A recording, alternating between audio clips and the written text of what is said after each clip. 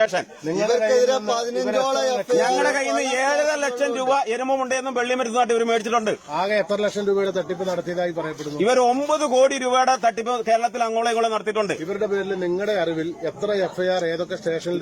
ഞങ്ങളുടെ കയ്യിൽ ഞങ്ങൾ ഹൈക്കോടതി കൊടുത്ത് അടക്കി മുഖ്യമന്ത്രിക്ക് പരാതി കൊടുത്തിട്ടുണ്ട്, ഹൈക്കോടതിയിൽ കൊടുത്തിട്ടുണ്ട്. ആ ഇതെല്ലാം എഫ്ഐആർ എല്ലാം കൂടെ 24 എഫ്ഐആർ ഉണ്ട് ഞങ്ങൾക്ക്. 24 ഫസ്റ്റ് ഇൻഫർമേഷൻ. പിന്നെ 17 എഫ്ഐആറുകൾ അല്ലാതെ ഉണ്ട് ഇവിടെ പേരിൽ.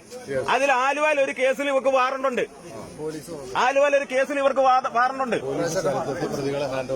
പോലീസ് പറഞ്ഞതിന് ശേഷം ഞങ്ങളിവിടെ തടുത്തത്. പോലീസ് പറഞ്ഞതിന്റെ അടിസ്ഥാനത്തിലാണ് ഞങ്ങളിവിടെ തടുത്തത്.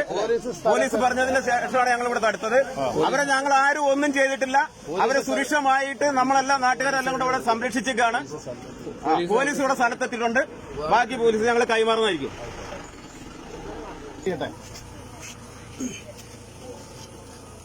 മലാമത് പോയി പോകരുന്നില്ല. അതൊക്കെ പറയാം.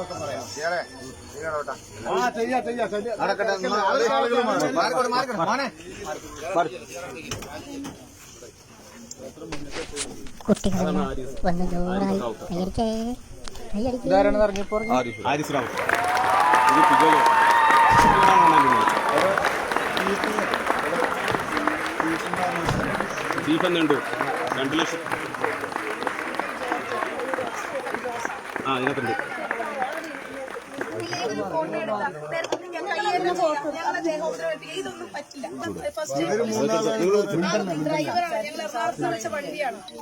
അതിലൊരു പ്രതിയും കൂടി ഉണ്ട്, സ്റ്റീഫൻ. അവർ ചെയ്യട്ടെ, ശല്യപ്പെടുത്തല്ലേ.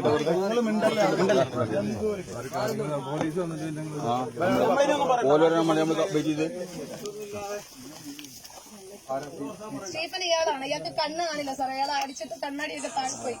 കണ്ണ് കാണാൻ പറ്റില്ല. ഞങ്ങളിത് ചെയ്തിട്ടില്ല. 2019 തമാശയാണ്. ഞങ്ങൾ ചെയ്തിട്ടില്ല. ടെലകാസ്റ്റ് ചെയ്യുന്നുണ്ട്.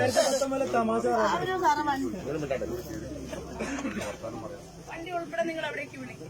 ഇനി ഞങ്ങളെ കയ്യേറ്റം ചെയ്തു, എന്നെ കയ്യേറ്റം ചെയ്യാൻ ശ്രമിച്ചത്.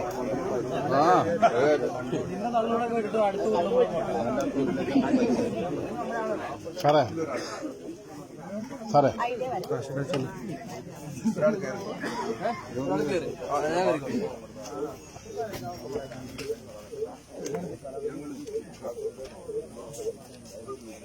ടെലികാസ്റ്റ് പോണില്ലേ?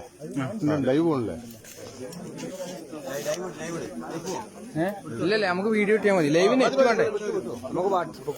നമുക്ക് ഇത്രയും ആൾക്കാരില്ലേ? ഒരു 3 ആൾ ഷെയർ ചെയ്യുമ്പോ നമ്മൾ ഇത്രയും ആൾക്കാരില്ലേ?